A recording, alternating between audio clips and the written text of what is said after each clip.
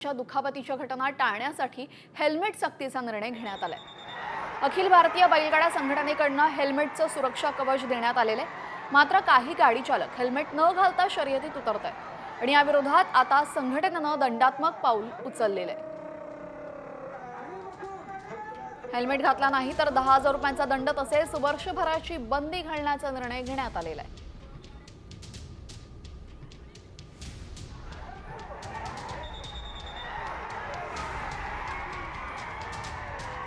आता बघूयात राज ठाकरे उद्धव ठाकरे यांच्या युती संदर्भातल्या महत्त्वाच्या 5 बातम्या। मनसे प्रमुख राज ठाकरे यांनी आपले कार्यकर्ते आणि नेत्यांना उद्धव ठाकरेंसोबतच्या युतीबाबत बोलू नका अशा सूचना दिलेल्या आहेत। संवेदनशील विषयावर कुणीही बोलू नका। परदेशात असल्यामुळे राज ठाकरे यांनी मनसैनिकांना या सूचना दिल्या असून या विषयावर बोलणं टाळा असं म्हटलंय। खासदार संजय राऊतांनी शिंदे गटाला पुन्हा एकदा डिवचले। राऊतांकडून एक्सवर एक व्हिडिओ ट्विट करण्यात आला। या व्हिडिओसोबत राज उद्धव यांच्यामध्ये 7 प्रतिसाद सुरू असल्यावर असा उल्लेख केलेला आहे।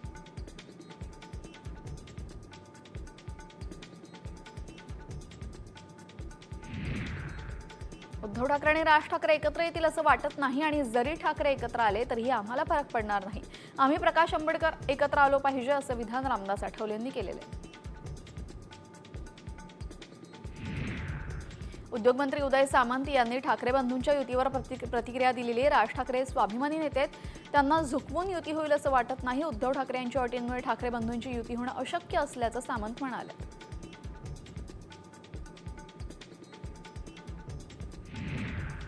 ठाकरे बंधू एकत्र येण्याआधीच भाजप नेते मंत्री नितेश राणे यांनी टीका करण्यास सुरुवात केली। राज ठाकरेंसोबत जाण्याआधी रश्मी ठाकरे यांना विचारलं का असा सवाल यावेळेस मंत्री नितेश राणे यांनी उद्धव ठाकरेंना विचारत डिवचलंय।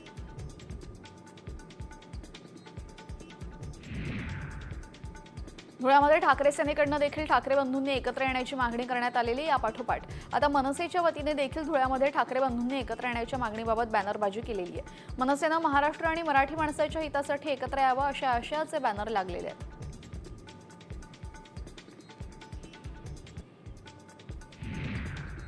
उन्हाच्या तीव्र झळा आहेत आणि त्यातच अनेक ठिकाणी दुष्काळ आहे। पाहूया त्याच संदर्भातल्या महत्त्वाच्या बातम्या। इगतपुरीमधल्या दरेवाडीमध्ये धरण उशाला आणि कोरड घशाला अशी परिस्थिती निर्माण झाली। दुष्काळाचा दाहक वास्तव दरेवाडीमधून समोर आलेले। या भागातल्या आदिवासी महिला कडेवर लेकरू आणि डोक्यावर हंडा घेऊन डोंगर चढतायत। अशी जीवघेणी कसरत आदिवासींना आणखीन किती वर्ष करावी लागणार असा सवाल उपस्थित झालाय। बीडमध्ये पाणी टंचाई गंभीर होत चाललेली आहे। हंडाभर पाण्यासाठी गावकऱ्यांची धडपड पाहून जरूड गावचा राजेश काकडे नावाचा तरुण मदतीला धावून आलेला आहे। त्यानं पत्नीचे दागिने विकले आणि बोरवेल घेतला। या बोरवेलच्या पाण्यातून 5 गावांची तहान भागतीये। अमरावती जिल्ह्याच्या मेळघाटमध्ये अनेक गावांमध्ये तीव्र पाणी टंचाई जाणवते। मेळघाटमधील राणी गावामध्ये देखील पाण्यासाठी नागरिकांची धावपळ होते। पाणी भरण्यासाठी सार्वजनिक नळावर मोठ्या प्रमाणात ग्रामस्थांची गर्दी दिसते।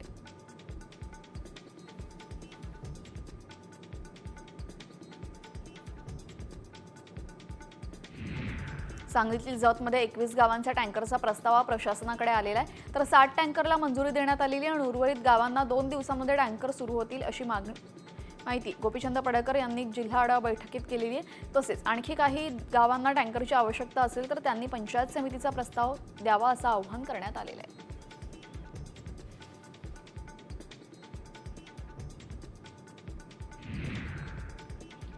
वाशिममधल्या मंगळूरपीर तालुक्यामधील कळंबा बोडके गावातील महिलांनी भर उन्हामध्ये डोक्यावर हंडा घेऊन जिल्हा परिषदेवर मोर्चा काढलेला आहे। प्रशासनाकडून टँकर मंजूर होत नाही। दिवसभर 200 रुपये मजुरी करून 200 लिटर पाणी विकत घेण्याची वेळ येते आणि यासाठी 100 रुपये मोजावे लागतात। कळंबा बोडके गावातील नागरिकांनी यासाठी मोर्चा काढलेला आहे।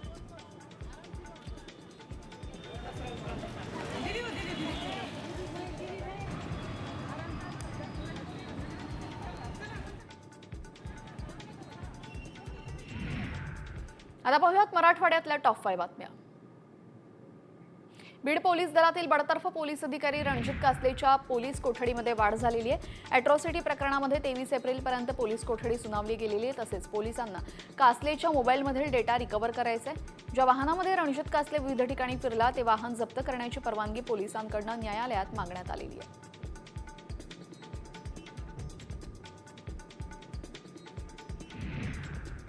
छत्रपती संभाजीनगर जिल्ह्यातील पैठण मार्गावर दुर्दैवी घटना घडली। भरधाव वेगाने येणाऱ्या चारचाकी वाहनाने रस्ता ओलांडणाऱ्या एका महिलेला जोरदार धडक दिलेली आहे। या अपघातामध्ये महिलेचा जागीच मृत्यू झालेला आहे। सिंधुबाई रामभाऊ कालफाडे असे या मृत महिलेचं नाव आहे।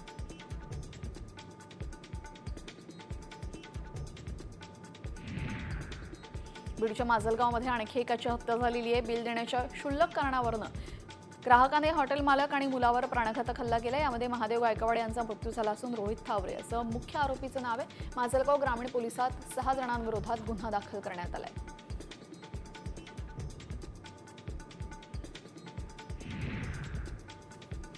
बीडमधल्या परळी गंगाखेड राष्ट्रीय महामार्गावरील पुलाचं काम 3 वर्षांपासून रखडल्याने वाहनधारकांना आणि नागरिकांना याचा त्रास होतोय। या राष्ट्रीय महामार्गावर मोठ्या प्रमाणात वाहनांची वर्दळ असते। रखडलेल्या पुलाच्या कामामुळे या ठिकाणी अपघात होण्याची शक्यता आहे। जालन्यातील बोडखा बुद्रुक गावामध्ये रेणुका माता यात्रेनिमित्त मिरवणूक निघाली। बोडखा बुद्रुक ते देवी दहेगाव अशी 15 किलोमीटरची ही मिरवणूक होती। गावकरी पातळ घेऊन मिरवणूक काढतात, त्यानंतर देवीला पातळ झडकलं जातं आणि मिरवणुकीमध्ये महिला बालक मोठ्या संख्येने सहभागी झालेले।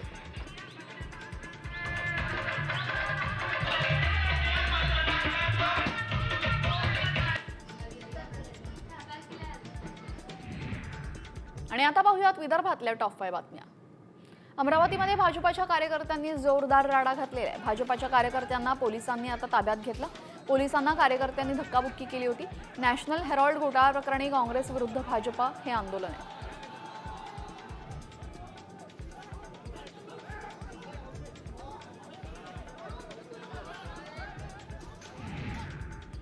मूर्तिजापुरामध्ये पेट्रोल पंपावरील कामगारांवर दोघांनी हल्ला केलेला आहे। पेट्रोल पंपावर काम करणाऱ्या तरुणावर पेट्रोल भरण्याच्या वादातून दोघांनी मिळून हा हल्ला केला। कामगार तरुणाला लोखंडी पाईपनं हल्ला करून गंभीर जखमी केलं। या घटनेनंतर मूर्तिजापूर शहर पोलीस ठाण्यामध्ये आरोपी विरुद्ध गुन्हा दाखल झालाय।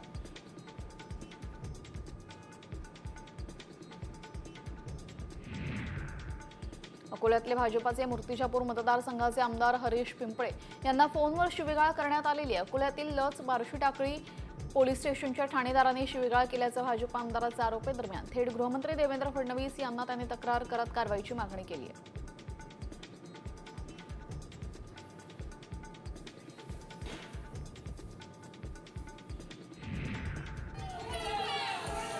काँग्रेसकडून नागपूर पालिकेमध्ये आंदोलन करण्यात आलं। पालिकेचे अधिकारी बिल्डरांशी संवाद साधून आठवडी बाजार लावण्यास अडथळा निर्माण करतायत। अतिक्रमणाच्या नावाखाली अधिकारी बिल्डरांचं हित साधत असल्याचा आरोप काँग्रेसने केलेला आहे। भाजी विक्रेत्यांच्या अधिकाऱ्यांपासून वंचित ठेवण्याचा आरोप यावेळी काँग्रेसने केलेला आहे।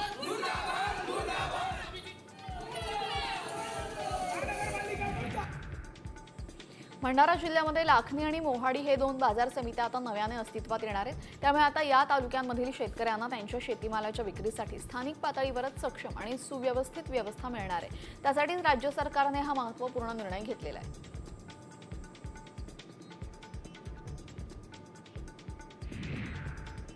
अमरावतीच्या तिवसा घनकचरा व्यवस्थापन प्रकल्पाला आग लागलेली आहे। घनकचरा प्रकल्पातील कचऱ्याने पेट घेतला। अग्निशामक दलाकडून आगीवर नियंत्रण मिळवण्यात यश आलं।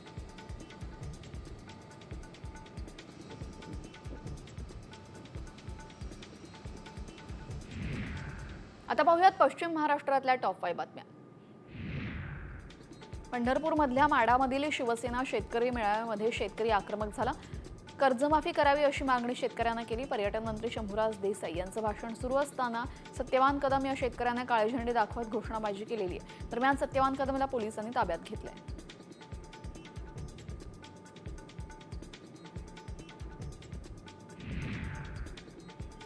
आरोग्यमंत्र्यांच्या जिल्ह्यातच कोल्हापुरात उपचारांअभावी एका रुग्णाचा बळी गेलेला आहे। करवीर तालुक्यातील बेंडाळी धनगरवाड्यामध्ये एका महिलेला उपचाराअभावी त्याचा मृत्यू झालेला आहे। दरम्यान रस्त्याअभावी उपचारासाठी रुग्णालयात नेण्यात विलंब झाला आणि त्यात महिलेचा मृत्यू झाला।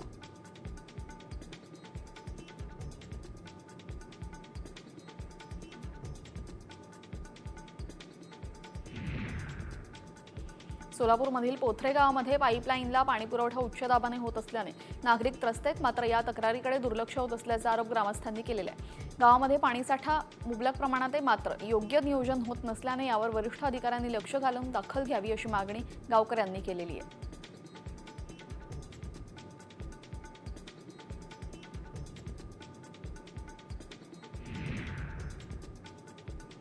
पाडाला आलेल्या आंब्यांची बाग जाळून टाकण्याची मालिका कोल्हापूर जिल्ह्यामध्ये सुरू झालेली आहे। करवीर तालुक्यामधील गिरगाव आणि दर्याचे वडगाव इथल्या आंब्यांच्या बागा अज्ञात समाजकंटकांनी जाळलेल्या आहेत। त्यामुळे शेतकऱ्यांचं हजारो रुपयांचं नुकसान झालंय।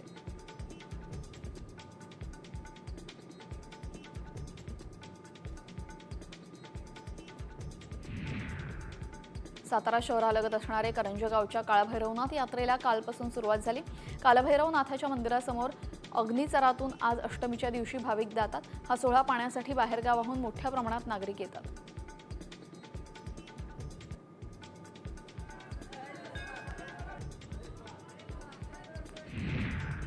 आता पाहूयात उत्तर महाराष्ट्रातल्या टॉप 5 बातम्या। नंदुरबार जिल्ह्यामध्ये महायुतीचा वाद पुन्हा एकदा उफाळून आलेला आहे। जिल्ह्यातील स्थानिक स्वराज्य संस्थांच्या निवडणुकांमध्ये महायुतीच्या मित्रपक्षांसोबत युती न करण्याची घोषणा भाजपा नेते डॉक्टर विजयकुमार गावित यांनी केलेली आहे। याशिवाय भाजपची एकहाती सत्ता येईल असा दावा देखील त्यांनी केलेला आहे।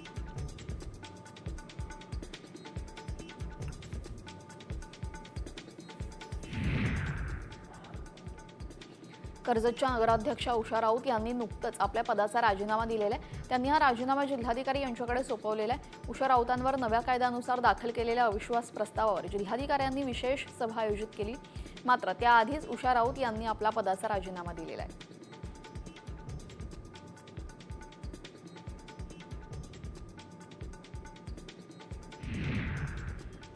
नंदुरबार जिल्ह्यामध्ये वाढत्या तापमानाचा फटका पपई बागांना बसतोय। तापमान वाढीमुळे पपईचे फळ खराब झालेले। दरम्यान यामुळे पपई उत्पादक शेतकरी अगोदरच विषाणूजन्य रोगांच्या प्रादुर्भावामुळे अडचणीत येतो। त्यातच वाढलेल्या उष्णतेमुळे शेतकऱ्यांचं आर्थिक गणित चुकल्याने आर्थिक अडचणीत सापडलेले आहेत।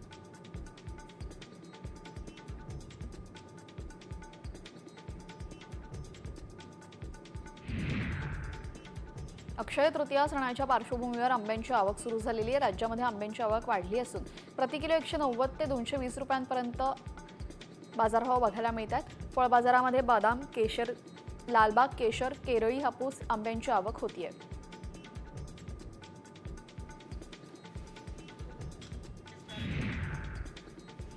सोन्याचा भाव ऐतिहासिक पातळीवर जाऊन पोहोचलेला आहे। 1 तोळा म्हणजेच 10 ग्रॅम सोन्याचा भाव आज 99,500 रुपयांवर गेलेला आहे। यामध्ये जीएसटी सह रकमेचा समावेश केल्यास ग्राहकांना 1 तोळा सोन्यासाठी 1 लाखापेक्षा जास्त पैसे मोजावे लागणार आहेत।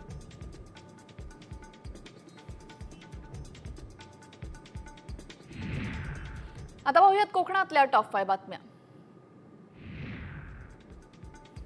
सावडाव ग्रामपंचायतीमधील भ्रष्टाचार माहिती अधिकारामध्ये उघड केल्याच्या रागातनं वैभव सावंत आणि नैना सावंत यांना मारहाण करण्यात आली होती। त्यांची आज माजी खासदार विनायक राऊत यांनी भेट घेतली। तसंच ग्रामस्थांशी सुद्धा चर्चा केलेली आहे। ठाकरे पक्ष आपल्या कायम पाठीशी असल्याचे यावेळेस सावंत कुटुंबियांनी राऊतांना सांगितलं।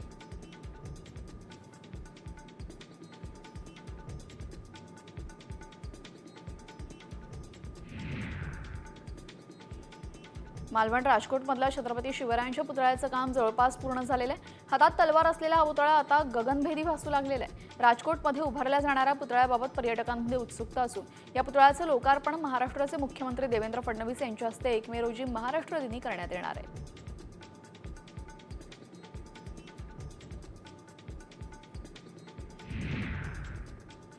चिपी विमानतळाला आता अधिक गती मिळणार आहे, कारण पुढील 4 महिन्यांमध्ये चिपी विमानतळाला नाईट लँडिंगची परवानगी मिळणार आहे। चिपी विमानतळाच्या विकासासंदर्भात पालकमंत्री नितेश राणे यांनी अधिकाऱ्यांसोबत मंत्रालयामध्ये बैठक घेतली। यावेळी चिपी विमानतळावरनं मुंबई सेवा कुठल्याही स्थितीत अडथळे न येता सुरू करण्याचे नितेश राणे यांनी निर्देश दिलेत।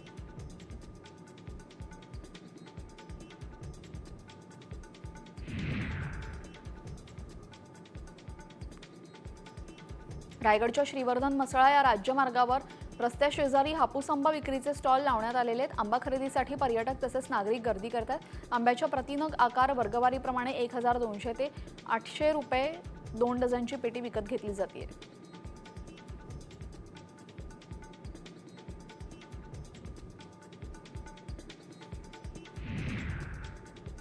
चिपळूण बाजारामध्ये 1000 रुपये किलो दराने ओले काजू विकले जातील।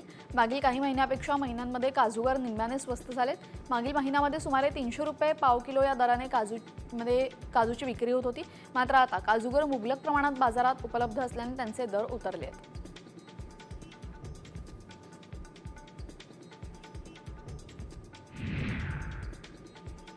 आरटीई कायद्याचा गैरवापर करून नामांकित शाळांमध्ये प्रवेशासाठी प्रयत्न केले जात असल्याची बाब रायगड जिल्ह्यामध्ये समोर आलेली आहे। आरटीई प्रवेशासाठी पालकांकडून वास्तव्याचे बोगस पुरावे जोडल्याची बाब रायगड जिल्ह्यातील खारघर इथं उघडकीस आली। त्यामुळे आता खरा हक्क असलेल्या मुलांना इथं प्रवेश मिळत नसल्याचं दिसून आलेलं आहे।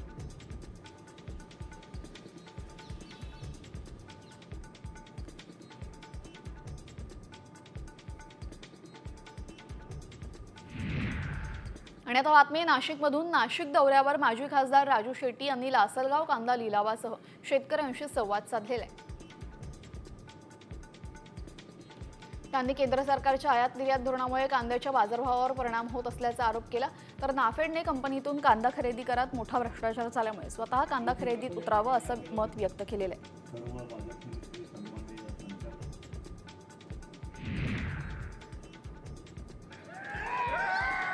हिंदुस्तान एरोनॉटिक्स लिमिटेडने कामगार संघटनेच्या निवडणुकीमध्ये जागृती पॅनलने दणदणीत विजय मिळवलेला आहे। जागृती पॅनलच्या वतीने सरचिटणीस पदासाठी संजय कुटे यांना 1464 मते, तर श्रमशक्ती पॅनल सचिन ढोमसे यांना 1152 मते मिळाले। अतितटीच्या सामन्यामध्ये संजय कुटे हे 312 मतांनी आघाडी घेऊन दुसऱ्यांदा विजयी झाले।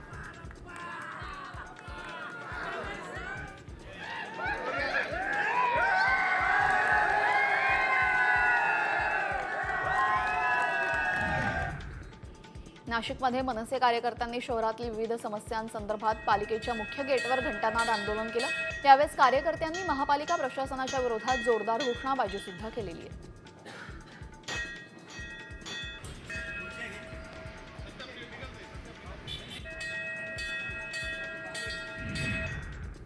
त्र्यंबकेश्वरच्या गणपतबारीमध्ये मोठ्या प्रमाणात घाणीचं साम्राज्य निर्माण झालेले आहे। येण्या जाणाऱ्या भाविकांना घाणीचा वास पसरतोय। या घाणीकडे प्रशासनाचं दुर्लक्ष होत असल्याचा आरोप नागरिकांनी केलेला आहे।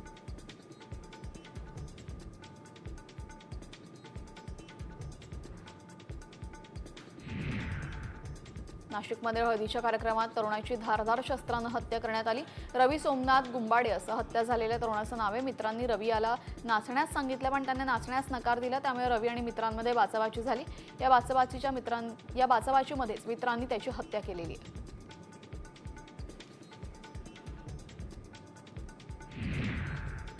आणि आता बातमी आहे आंतरराष्ट्रीय आणि सगळ्यांचीच चिंता वाढवणारी। चीनमधून भारताची आणि संपूर्ण जगाची चिंता वाढवणारी बातमी। चीननं नॉन न्यूक्लिअर हायड्रोजन बॉम्बची यशस्वी चाचणी केलेली आहे। आणि या बॉम्बच्या स्फोटानंतर 1000 डिग्री सेल्सिअसहून अधिक तापमान तयार होतं। या बॉम्बचं वजन केवळ 2 किलो असून कमी आकार असून सुद्धा मोठ्या प्रमाणात विध्वंस तो घडवून आणू शकतो। तसेच या बॉम्बच्या स्फोटामुळे कुठलाही किरणोत्सर्ग होत नाही। त्यामुळे हा अणुबॉम्बच्या तुलनेमध्ये थोडा वेगळा ठरतोय। मुळातच भविष्यामध्ये तैवानशी संबंधित असो किंवा साऊथ चायनाशी संबंधित त्याचा अमेरिकेशी मुकाबला होऊ शकतो। आणि त्यावेळेस भविष्यातल्या युद्धांसाठी चीन अशा प्रकारची तयारी करतोय। 7 डोमेन्स ऑफ वॉरफेअरमध्ये ऑलरेडी चीननं घोडदौड सुरू केलेली आहे। आणि त्यात अशा प्रकारचा नॉन न्यूक्लिअर हायड्रोजन वॉरफेअरशी संबंधित एक महत्त्वाचं शस्त्र, महत्त्वाचा बॉम्ब बनवणं म्हणजे नक्कीच चीनची महासत्ता बनण्याकडे वाटचाल आहे असं जर आपण म्हटलं तर ते चुकीचं ठरू नये। दरम्यान हायड्रोजन बॉम्बची वैशिष्ट्ये काय आहेत आपण जाणून घेऊयात। चीनने केली नॉन न्यूक्लिअर हायड्रोजन बॉम्बची यशस्वी चाचणी। बॉम्बच्या स्फोटानंतर 1000 डिग्री सेल्सिअसहून अधिक तापमान तयार होतं। हा बॉम्ब बनवण्यासाठी मॅग्नेशियम हायड्रेटचा वापर करण्यात आलेला आहे। तर परमाणु बॉम्बपेक्षा न्यूक्लिअर हायड्रोजन बॉम्ब हा अधिक शक्तिशाली आहे। बॉम्बच्या स्फोटानंतर हायड्रोजन गॅस बाहेर पडतो आणि त्याचं रूपांतर आगीत होतं। या बॉम्बच्या उष्णतेमुळे अॅल्युमिनियम सारखे धातू सुद्धा वितळू शकतात। आणि आता बातमी नागपूर हिंसाचार प्रकरणासंदर्भातली सर्वात मोठी अपडेट समोर येते। 17 मार्च रोजी घडलेल्या नागपूर हिंसाचाराचा महत्त्वपूर्ण आरोपी हमीद इंजिनियरला नागपूर सत्र न्यायालयाकडून जामिनावर सोडण्याचे आदेश देण्यात आले। 50,000 रुपयांच्या जातमुचलक्यावर जामिनावर मुक्ततेचे आदेश देण्यात आले असून सत्र न्यायाधीश NB ओझा यांच्या खंडपीठाने हे आदेश दिलेले आहेत। उद्या कारागृहातून सुटका होण्याची शक्यता आहे। मास्टरमाइंड आरोपी असलेल्या फहीम खानच्या जामिनावर बुधवारी सुनावणी होणार होती। दरम्यान आता हमीद इंजिनियरला जामीन मंजूर झाला असून 50,000च्या जातमुचलक्यावर जामीन मिळालेला आहे। आणि यानंतर पाहूयात मुंबईतल्या टॉप 5 बातम्या। आदित्य ठाकरेंकडनं वरळीमध्ये रस्त्यांची पाहणी केली गेली। यावेळेस त्यांनी पायाने रस्ता उखडला। वरळीमध्ये रस्त्याचं निकृष्ट दर्जाचं काम झाल्याचं त्यांनी दाखवून दिलेलं आहे। एसएमसी म्हणजे शिंदेंनी केलेल्या भ्रष्टाचारामुळे मुंबईकरांचे हाल झाल्याचा आरोपही आदित्य ठाकरे यांनी केलेला आहे।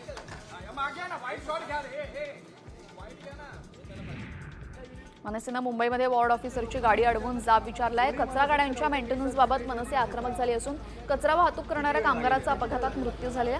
गेल्या 4 दिवसात दुसरा अपघात झाल्याने मनसे आक्रमक झाली असून मृत कामगाराच्या कुटुंबासह जी उत्तर विभागामध्ये कार्यालयात मनसेनं धडक दिलेली आहे। आता ते त्यांना जेवढी भावना तरी कळली पाहिजे। अहो साहेब पैसे पण भाजपा उपाध्यक्ष माधव भंडारींनी खळबळजनक दावा केलेला आहे। मुंबईवर झालेल्या 26/11 हल्ल्यामध्ये काँग्रेस आणि राष्ट्रवादीचा हात असल्याचा दावा भंडारी यांनी केलेला आहे। मुंबईवर हल्ल्याची सगळ्यांनाच कल्पना होती असं सुद्धा ते म्हणालेले आहेत।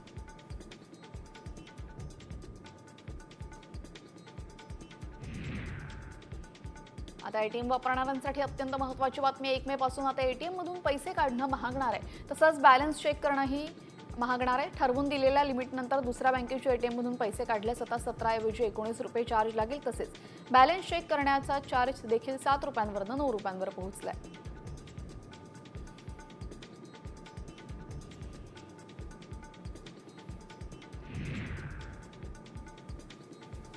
राज्य परिवहन महामंडळाने भाडेवाढ केल्यानंतर उत्पन्नामध्ये साधारण 15% वाढ होईल अशी अपेक्षा होती। मात्र यापेक्षा अगदी वेगळी परिस्थिती दिसते, कारण भाडेवाढीनंतर मार्च महिन्यामध्ये प्रवासी संख्येमध्ये 63 लाखांची घट झाली। त्यामुळे उत्पन्न वाढण्याऐवजी कमी झाल्याचं चित्र दिसतंय।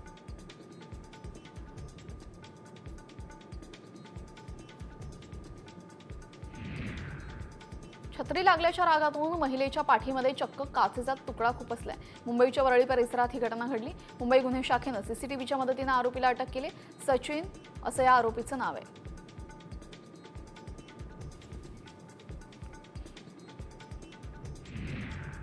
आता पाहूयात पुण्यातल्या टॉप 5 बातम्या। पुण्यामध्ये शरद पवार आणि अजित पवारांमध्ये बैठक झाली। साखर संकुलामध्ये एआय संदर्भात बैठकीनंतर काका पुतण्याची वेगळी बैठक झाली। दोघांमध्ये जवळपास अर्धा तास चर्चा झाली। गेल्या 15 दिवसांमध्ये पवार काका पुतण्यांची ही तिसरी भेट आहे।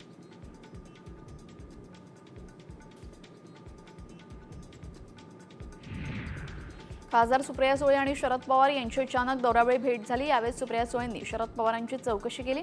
मोरगावजवळ बापलेकीची भेट झाली। सुप्रिया सुळे इंदापूर दौरा आटोपून पुरंदरकडे निघाल्या होत्या। यावेळेस मोरगावजवळ बारामतीकडे निघालेल्या शरद पवारांची भेट झाली।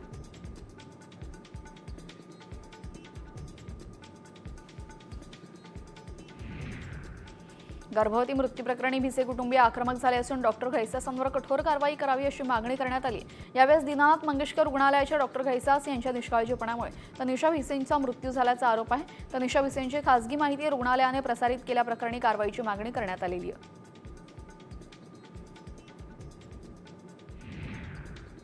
पुणे शहराच्या मध्यवर्ती भागातील भिडे पूल आजपासून वाहतुकीसाठी बंद करण्यात आलेला आहे। मेट्रोच्या कामासाठी पूल बंद असेल। तब्बल 1.5 महिना पूल बंद ठेवण्यात येईल। त्यामुळे नागरिकांनी पर्यायी मार्गाचा वापर करावा असं आवाहन प्रशासनाकडून करण्यात आलेलं आहे।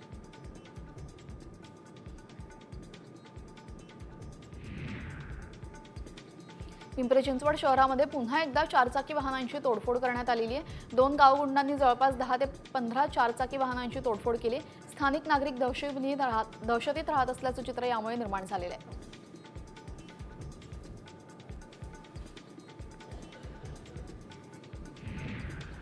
उपमुख्यमंत्री अजित पवार यांच्या हस्ते पुण्यामध्ये पिंक ई रिक्षा वाटप करण्यात आल्या। ओला उबेरमध्ये पिंक रिक्षा उपलब्ध करून देणार असल्याचं आश्वासन सुद्धा यावेळेस त्यांनी दिलं। महिलांना रोजगार उपलब्ध करून दिलेला आहे। महिलांना सुरक्षित वाटलं पाहिजे अशी भावना सुद्धा अजित पवार यांनी यावेळेस व्यक्त केलेली आहे।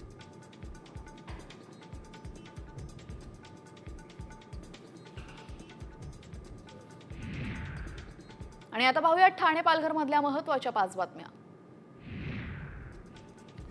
अश्विनी बिद्रे हत्याकांड प्रकरणाचा अखेर निकाल आलेला आहे। मुख्य आरोपी अभय कुरुंदकरला जन्मठेपेची शिक्षा सुनावण्यात आलेली आहे, तर महेश फळणीकर आणि कुंदन भंडारीला 7 वर्षांची शिक्षा सुनावण्यात आलेली आहे। मात्र दोघांनी आधीच 7 वर्षांची शिक्षा भोगल्यानं त्यांची निर्दोष सुटका करण्यात आलेली आहे।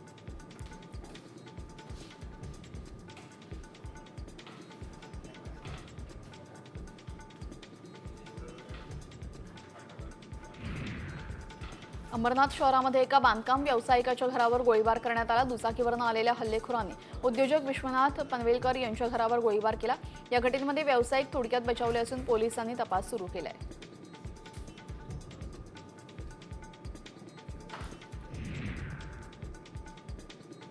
न्यू गोल्डन नेस्टमध्ये जलतरण तलावात बुडून मृत्यू झाला होता. या घटनेविरोधात मीरा भाईंदरमध्ये मनसेने प्रतिकात्मक तिरडी घेऊन मनपाच्या दालनामध्ये घोषणाबाजी केली. याची मुकल्याला न्याय द्या आणि ठेकेदाराची चौकशी करून तात्काळ गुन्हा नोंद करण्याची मागणी केली. अन्यथा मनसेच्या उग्र आंदोलनाला सामोरं जावं लागेल असा इशारा दिलेला आहे.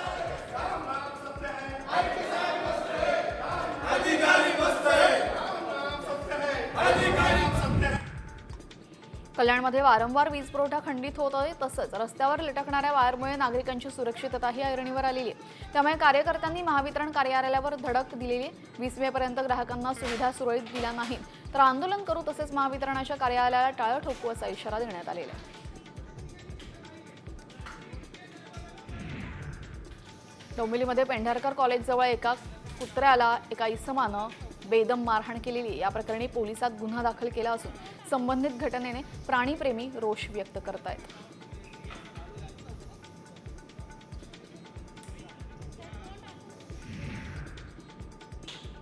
साम टीव्हीच्या बातमीमुळे बदलापुरातील स्वानंद अर्णव इमारतीचा सातबारा अखेर कोरा झालेला आहे. या इमारतीच्या जागेवर रेल्वेकडून भूसंपादनाची चुकीची नोंद करण्यात आली होती. यानंतर आमदार किसन कथोरे यांनी विधिमंडळामध्ये लक्षवेधीच्या माध्यमातून हा प्रश्न मांडताच प्रांत अधिकाऱ्यांनी रेल्वेकडे पाठपुरावा करून ही नोंद हटवलेली आहे.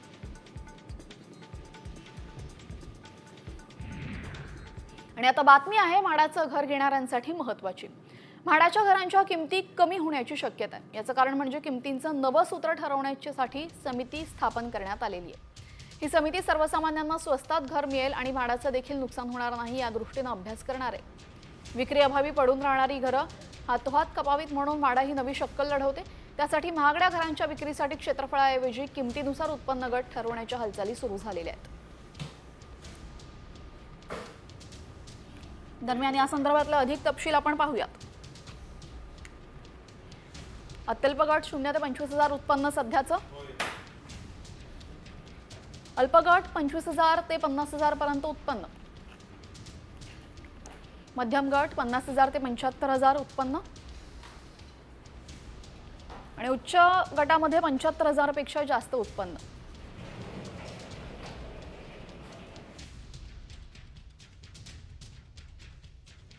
प्रस्तुत करता आहेत रामबंधू लोणचं मसाला. रामबंधू लोणचं मसाला आणा आणि मनपसंद स्वादिष्ट लोणचं बनवा. रामबंधू तयार लोणचं मसाला. रामबंधू आपला टेस्ट पार्टनर.